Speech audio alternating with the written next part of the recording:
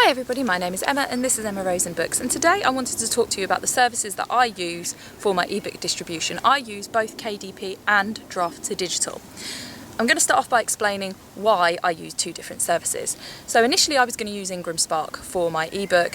When I uploaded my ebook to Ingram Spark, it just would not, there's like an online checker thing, and it just would not accept my book no matter what we did. With changing the formatting of the file, wouldn't have it. My book has got some fancy headings, some fancy fonts, and it also has referencing, and I think that the Ingram Spark online thing just couldn't cope with it. So I then made the decision that I was going to use Draft2Digital to distribute across lots of different platforms. I appreciate there are other companies for going wide. There's Smashwords, and there's another one which I'll put here, Publish Something. Anyway, I decided to use Draft2Digital. It depends, there's pros and cons to each, and I don't have enough experience to talk about those other platforms. With Draft2Digital, I wanted to set up pre-orders in advance of my book to all of the various distributors that I could, as many different people as possible. But when I started going through the process, I realised that you cannot set up pre-orders for Amazon. So at that point I thought, that's okay, I'll go direct to KDP for my Kindle pre-orders. Which is great, and you can do that. You can use the two together if you want to set up pre-orders. You cannot do that. You can distribute to Amazon through Draft2Digital, but you cannot set up pre-orders in Amazon through Draft2Digital. So I set up my book with KDP, and you have all these various options that you tick, and I saw the Kindle Unlimited bit, and I thought, that sounds great. People can sign up to a service, they get my book for free, they might read a few pages, they might read the whole book if they like it. Sounds awesome. So I ticked all of that. Set my book up for pre-order, and it was only at that point that I realised, after I'd kind of gone, go, publish, that I had signed an exclusivity deal with Amazon. If you sign up to Kindle Unlimited, that makes you that you have to be exclusive to Amazon. If your book is found for distribution elsewhere, if Amazon discovers that, then you're going to be in big trouble. Now, I sat there and went, oh no, I didn't realise that's what I was signing up to. Personally, I wanted to go wide. I wanted my book to be available to as many different distributors as possible, because not everybody uses Amazon, lots of people do. That was my personal feeling on the matter. It depends how you feel about that. So I tried to cancel my signing up to Kindle Unlimited. I couldn't do that. It wasn't possible to cancel it because I wasn't technically a part of it, because my book hadn't been published yet. So you couldn't cancel it until the book came out. So in the meantime, during this pre-order phase, I would have been exclusive but also available with other people. I had a long think about it and thought, you know what, I'll give this Kindle Unlimited thing a go.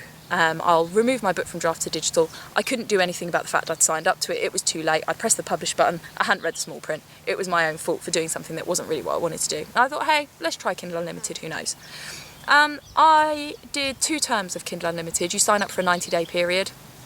So I did 6 months of it to see how it went, and some people did read my book through Kindle Unlimited. Maybe a thing that suits you personally. If that's the case, go direct to KDP. Essentially, people pay X amount a month, they have access to all these books. It'll be a smaller pool of books than what's available on Kindle, because it's just the people who've signed up to Kindle Unlimited. But, you know, they might give a couple of pages a go of your book, and then if they like it, they might carry on with it, and you get paid per page. Yeah, I did 6 months. A few people read my book, not enough for me to justify not having my book wide. I don't think there's anything wrong in playing about, seeing how it goes. So after 6 months, I withdrew from the programme. You have to do it, I forget how many days, but you do have to do it a little bit in advance. And decided to reactivate my book on Draft2Digital to see how things go with being wide, with being available everywhere. So that's the current situation I am in. I actually never announced on my YouTube channel, I have done it on my other platforms, Facebook and Instagram and Twitter, that my book is available everywhere. I never did it on here. So my book is available on ebook. In fact, on all, my book's everywhere, right? It should be. If it's not, let me know. Yeah, my ebook is on Kobo, Nook, Apple Books. It's also available through library services. So for instance, my library personally uses Overdrive, so I can go onto Overdrive and there's various books available, and if the library hasn't bought that particular book, then I can request that they buy it, and then I'll be able to download that as an ebook. So yeah, my book's available.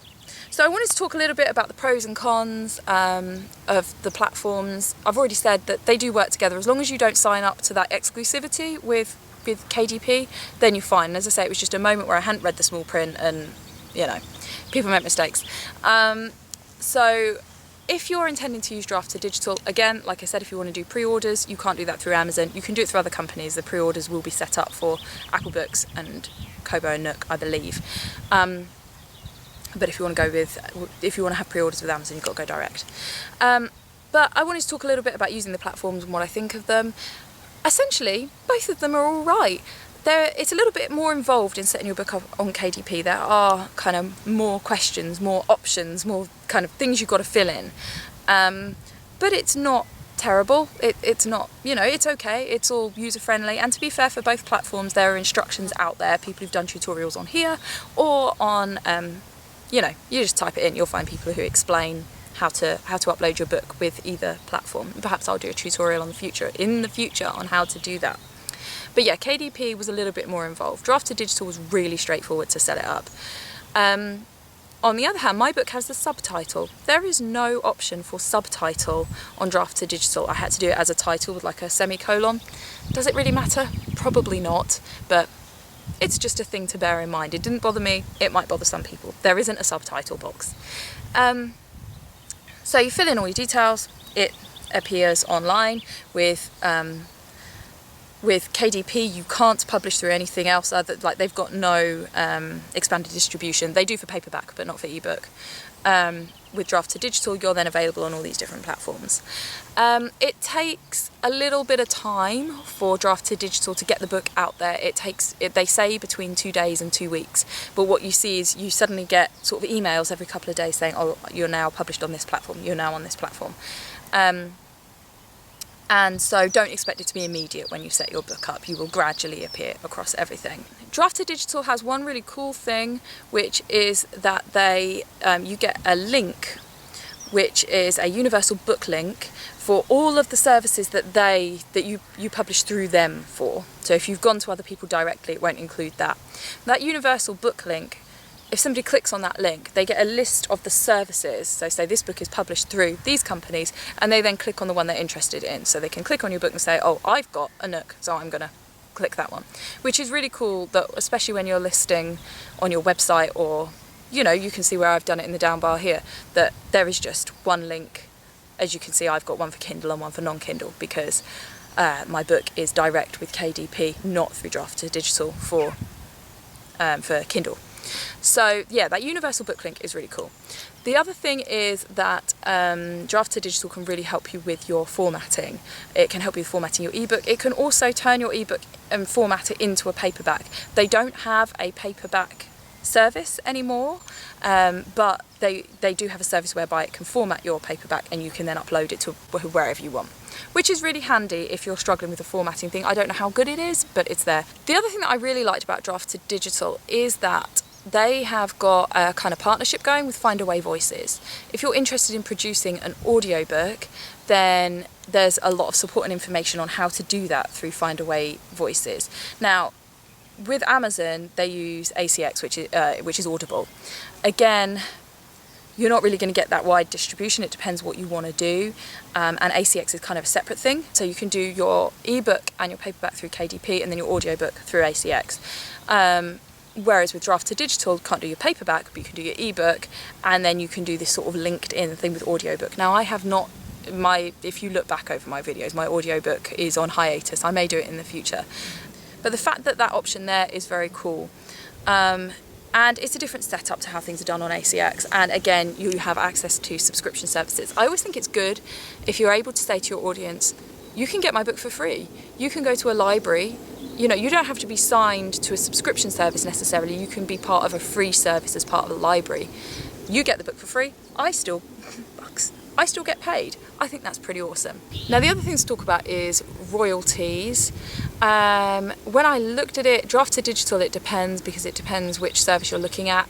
The ones which are like various subscription models, it's going to vary on how you get paid, because sometimes you'll get paid per download, sometimes you'll get paid just once for like the service downloading your book, if that makes sense. So like if a library downloads your book, you may get paid for that, or you may get paid for every individual person downloading it. Yeah, it depends. But in general, it seems my average royalty is about 70% of my list price. With KDP, it's 70% if you list your book for $1.99 or more. I believe that's right. If it's not, I'll put a thing below. If you list it for less money than that, you can only get 30% royalty, or is it 35%? So it depends. Do you want to list your book cheap and therefore maybe get more people buying it, or do you want to make it more expensive and get a bigger cut? It's up to you. Whereas on Draft2Digital, potentially you could list your book for cheaper and still get a bigger chunk of that money. Ultimately, when I weigh it all up, there's not a whole lot of difference between the two services in terms of ease of use. The royalties, I think, you make your choices, there's not that much difference between the two. But yeah, it definitely depends on what you want. If you want exclusivity with Amazon and access to Kindle Unlimited, you have no choice but to go with KDP. If you want pre-orders through Amazon, again, you have no choice but to go through KDP, but you can do that in conjunction with Draft2Digital, as long as you don't want to sign up for Kindle Unlimited. Draft2Digital is great, gives you access to loads of different services. They're both easy to use. I think for me personally, Draft2Digital kind of has the edge. I don't have a strong feeling on which one I prefer. I like the service that Draft2Digital offers, but KDP does give you access to a lot of customers.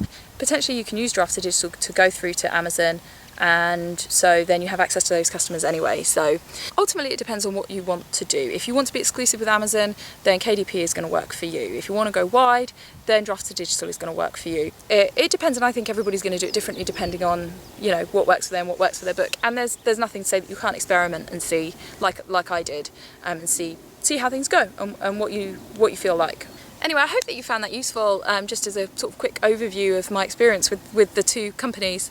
I would like to learn a little bit more about some of the other wide distribution ebook services, and if I do, I will of course share that with you guys. Please let me know in the comments what you think about these different companies, what your experience is, your recommendations. I love it when the comments end up being an information source for people.